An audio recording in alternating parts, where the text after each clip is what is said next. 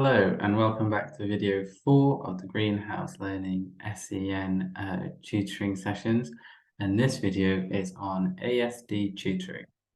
So in this video we will look at what is ASD, how it affects learning, tips for students with ASD, and how to assess ASD students. So like the other videos, again we will start with the definition of what ASD is. And now again, something to bear in mind with autism spectrum disorder is that it is a lot more vast and varied than some of the other ones we've looked at in previous videos.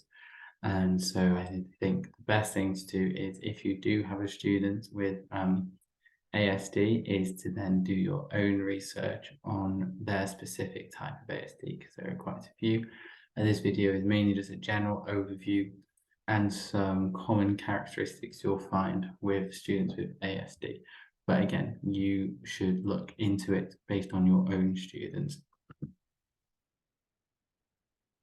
So let's break that definition down. So it can affect social skills as well as cognitive skills. So it's not only the student's ability in lessons and education-wise, it can also be how they interact with other people. And then again, that can affect how you approach the tutoring and about building that relationship with them and understanding their way of communicating. And like I just said earlier, it is extremely broad. So there's a lot of different variants and a lot of different ways it affects learning. And again, so people with ASD process information in very different ways.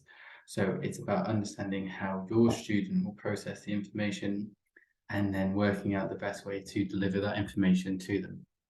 And it affects everyone differently. So there's not really ever going to be a case where there's two the same. There might be lots of similarities, but every student will be different.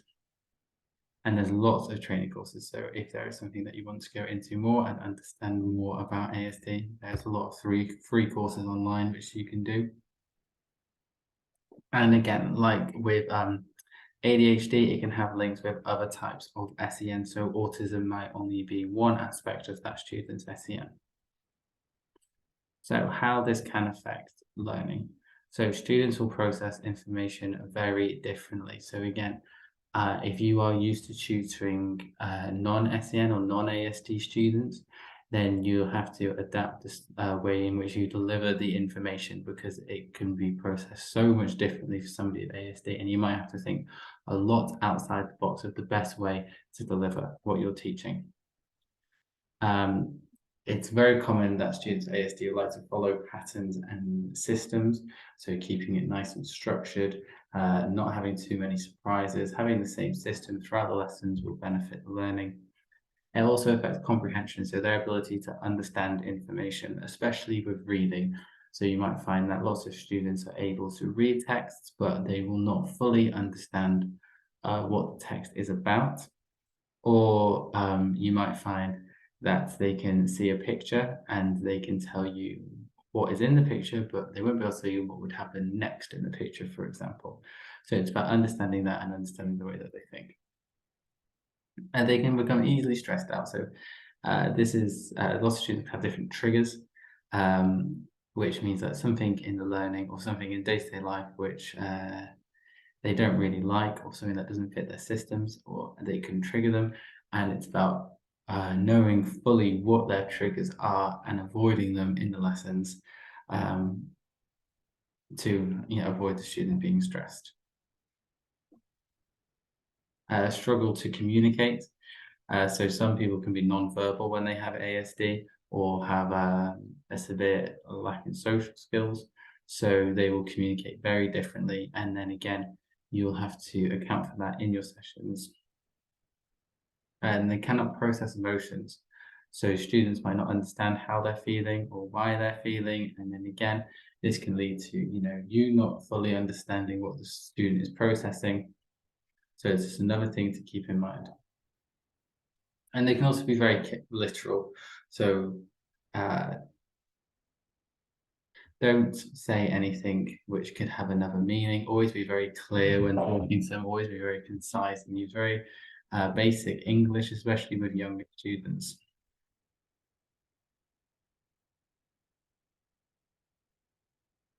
So, tutoring students with ASD.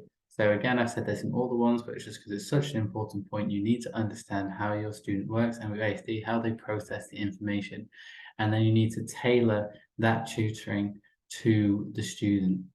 For example, if you see a student doing maths and you see that they are only focusing on doing a question one way, don't try and change the way they answer the question. Even if it is quicker and simpler, they will not understand it. It's best to adapt how they are processing it and build your lessons around what they understand. So don't try and change it entirely how they work stuff out. Just critique or work or tweak on what they are doing, because that will be the most effective way for them to learn the information. So use structure. So for example, when I tutor students for ASD, I have a whiteboard and I'll write down the whole lesson and what we're doing. And I always start with 10 minutes of getting in the zone, which is just a basic 10 minutes where they have a colouring in sheet and they do that for 10 minutes. And even though it's not strictly learning, because we do that at the start of every lesson, they then know that it's learning time. When I finish this, it is now time to learn. We're not going straight into the lesson. There's always a transition. And before each subject, so before maths, I start with a maths colouring in sheet. And before reading, I start with a word search. And before literacy, I start with a Boggle type word game. And it's just so you're not going straight into the next session.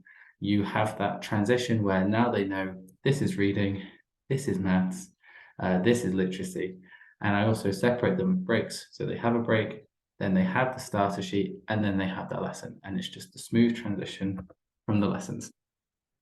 And then again, that goes into having the clear sections for the lessons and them understanding that this 20 minutes is going to be for maths, this 20 minutes is going to be for reading, and this 20 minutes is going to be for literacy. Having lots of visual tools. So like I said, I use my whiteboard and we go through the timetable and we tick each one off when we do it. I also have sand timers for different times. So if they have a break, they can see how long the break is for, or if I say you've only got 5 minutes to finish a piece of work, they can then see that. Also, something I forgot to mention about having structure is I always have a buffer at the end of the lesson for wrapping up. So any work that they haven't finished in the lesson, they know that they'll have time at the end to finish it in that section, because some students can get stressed out if they have work to finish and they can see that they haven't got the time to finish it. So there's always a bit at the end for any stuff that we haven't quite managed to do, and it's just wrapping up, and that's just the way that we finish the lesson. And use of interventions. I'm going to make a separate video, like I said, on different interventions, but these are a great way for ASD children to build up different cognitive and different social skills, and they're also used as a good break. So it's a break from the learning and you can focus on something else, and they're normally quite fun and engaging, but there's very strict rules to what each intervention should be focusing on. So it's just making sure that you're doing them correctly, but they are a great tool for ASD students. And taking small steps in building learning. So especially with some more severe cases of ASD students, and especially if they've got it linked with other SENs, just expect that the learning can take a very long time, and it's about very, very slowly building up and making sure that each lesson is building up to the big goal. So for example, I wanted to do a session with money, but then I realized that the students couldn't do adding up in their head. They had very weak multiplication. So it was about slowly building up all of those skills until we got to the big goal. And that was a period of months where we had to slowly build. And then the most important is build a good relationship. So use a lot of the lessons just to chat, play games at the start especially, and just build that trusting relationship, because you'll find that as soon as they've got a good bond with you, then they will work a lot more efficiently. And then lastly, assessing students with ASD. So like I said, it's about having clear future goals. So make sure each lesson is just building up to a bigger picture, and you can see the improvement that they are making. So there's no point in having a random lesson which isn't building to anything you want to achieve in the future. And then don't focus on just purely educational goals. If you're tutoring somebody with ASD, you can focus on also building up their social skills, their cognitive skills, their reading skills, their comprehension skills. There's a lot of areas you can work on. So if you find that some things are just not working, and that you just don't feel that you can improve on that skill anymore, then you can focus on another area, like their social skills. And then keep building on past lessons. So I said it's in the future goal bit, make sure that your work is, there's a clear thread throughout. So you can see in your past lessons that you've just built up to what you want to achieve. And also, especially with more severe SEN students, it's coming back to past lessons. If you thought that we haven't really done this in a while, then top it up again, because you might find that some students can forget, which is quite easy to do. So don't think once something is done, it's done. You can come back to it, you can build on it, and then if you're comfortable with it, then you can move on again. And keep consistency. That's a very important thing. Don't have any surprise things in the lessons. Like if you want to monitor progress with a test, try and do that in a way which fits the structure you've built around. You'll find that as soon as something becomes a part of the student's routine, it'll be quite hard to break that. So if you just say, okay, we're not doing any structures today, we're just having a test all day, that might not sit very well. So if you're having a maths test, do it in the maths section, keep it short, and just keep that in mind for if you want to do tests. Right. Thank you for watching, and the next video will be on cognitive developmental delay. Thank you.